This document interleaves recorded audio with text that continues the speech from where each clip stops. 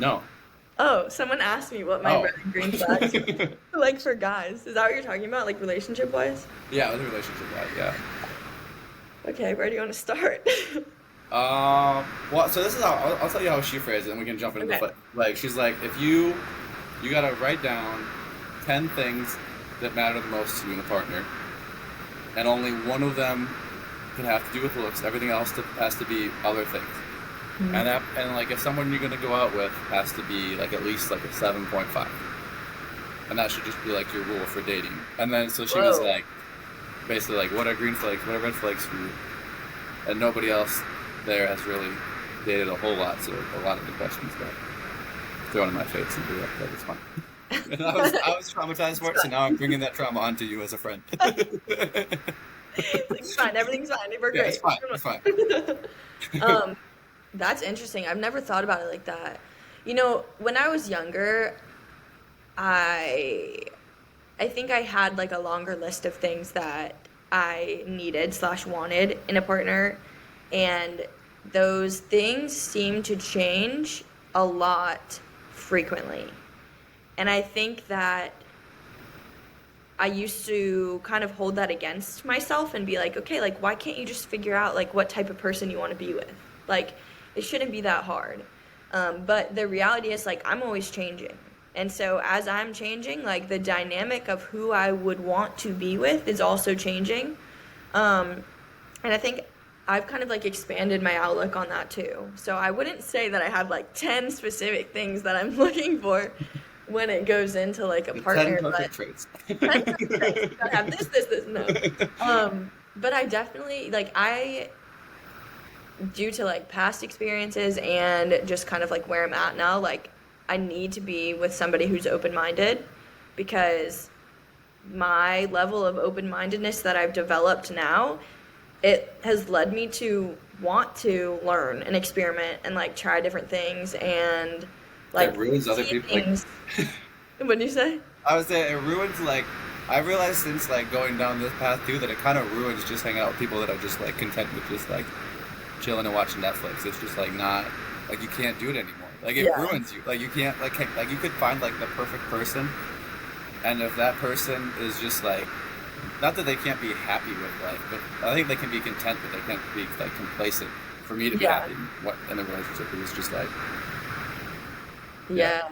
Yeah, no, that's like kind of like so I had posted, it's funny, someone literally asked me, what are your green flags in a guy? What are your red I swear it wasn't me. I didn't do any I answered questions. it like maybe an hour and a half ago, but Oh, it's I like was getting my interview questions in early. I was like, it's so funny. You're just looking at my like Instagram, going through my stories, like, okay, I'm just gonna ask her these questions. No. Um, perfect. yeah, I no, didn't I see one think though. I saw like the height weight question. yeah, I yeah, was no. like, someone just called this. But All right, I was yeah. like, yeah, whatever. It's anonymous. It's fine. Everything's fine. Yeah, honestly, people are scared to ask questions when like you know who it is. Like Yeah. I've posted question boxes and have got like I posted both, like a regular and an anonymous, and everybody's asked anonymous, and Yeah. nobody's Nobody asked. wants to know.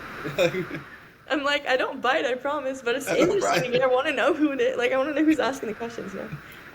Did you get Okay. a bunch? All right, What? we'll go back to that one question. But when I see girls do the question things, all I see is guys being like, "Are you single? Do you do like what are you looking Yeah, for?" I guess the green flag, red flags. But yeah. that's what But I see. honestly, I got questions like, when are we starting this long distance relationship? Like, when are we gonna finally be together? I'm like, who are you? Like, what are you talking You're about? not. How am I supposed to Like, know? I just don't answer those questions when Yeah, they come through because I'm like, I don't even know. Like, what are you supposed to say to that? You know? yeah. Like, why would you even ask that? Anyway, I just I um, answer rhetorically like, "What are you doing next week?" yeah, yeah. Just like message, like direct message me so I can see who you are. Like, it's not getting anywhere if you ask me to Yeah, not. You know? So weird. Anyway, back to green flags. that's green flags. So we talked about open-minded. I think growth mindset too, like kind of goes along with all of that. Like you want to learn, you want to grow. I don't think necessarily there has to be like a focus on self-development and self-growth, but it definitely helps. Like that's because that's something that I don't think is ever going anywhere for me. Like I love learning about myself. I love learning about the mind. I love learning about who I am and what I love in all different capacities, and I feel like it's ever changing for me. So it's kind of like fast paced in a sense. So I think like I don't know, like someone would have to be able to keep up with that. Not necessarily that they're going through the exact same thing, but like there has to be some sort of respect for it. You know what I Yeah. mean? Yeah. Yeah. So that's definitely green flag. Communication is like huge. Like not only being able to communicate, but like wanting to communicate and like being willing to communicate when things are good, bad, ugly, like all of the things. Communication is like number one for sure. Yeah, I think that's all I got. You know, I off the communication thing, I would listen to like a lot of Jay Shetty, and he had that like that book come out. Uh-huh. I love the Kobe Bryant one. I said that's probably my favorite one still. Is like picturing like what like if the worst thing happens, picture that, and then like you won't be as like scared of the outcome because you already know like this is the worst it's gonna be. I already know. Yeah. What's to be afraid of. But that wasn't actually my plan.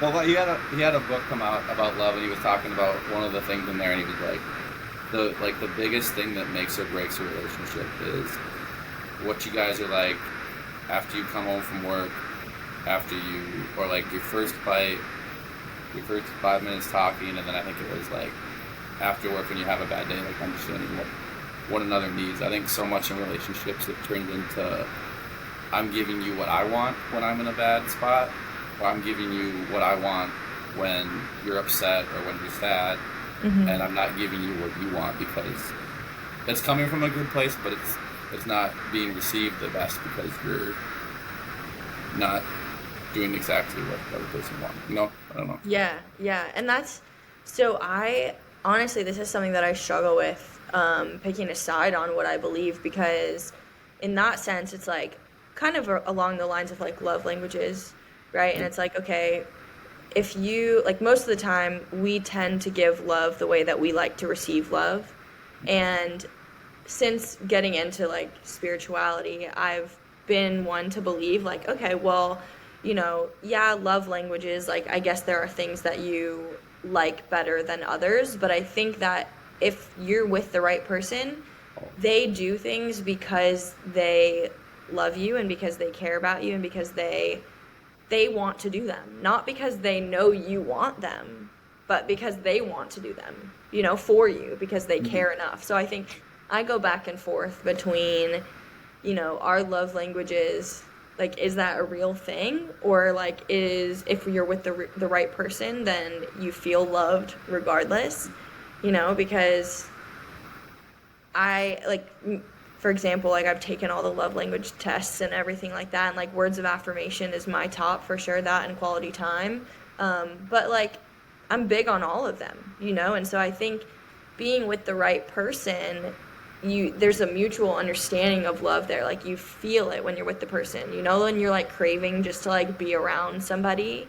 Like it's not much like if they go out and like get me dinner or something like and they didn't tell me like, oh, you did so well today, like I'm not gonna be like, wow, like they don't love me. They And I don't think love me. They bought me dinner. They don't want quality time with me. yeah, yeah, Fuck like you. you don't want to hang out, like you don't want to tell me how great I did today, like Yeah. I don't think that takes away from it unless we dive into it. So it feels like the whole study of love languages, and obviously it goes into very specific because that's what it's about. It's like an isolated thing when we read about it, but I think that it's more than that. Like it's a wider scope than that, and I don't know. I don't know if I'm on either side of like I think so Jay Shetty in that podcast, I know exactly what you're talking about because I was listening to it the other day and he was saying that you should ask, right? And be like, okay, like do you want it like do you want me to listen or are you looking for advice? Like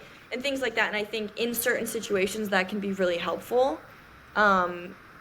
Because you don't ever really know what they need or what they're wanting at that time. But on the flip side, I think if you do start to give advice because that's, what you think you would want at the time and they don't want that, the communication becomes so huge where they can say, hey, like, and, emotions are heightened at that time, but like, hey, like, I'm really just looking for someone to listen right now. Like, it shouldn't have to always be, okay, well, what do you want? Because I know for me, if someone asks me that while I'm in like a heightened emotion state, I'm like, It's gonna get ugly. I want you to just go somewhere else. Like I don't want anything. I I don't want want you you. to turn around. I want you to Yeah. evaporate right now.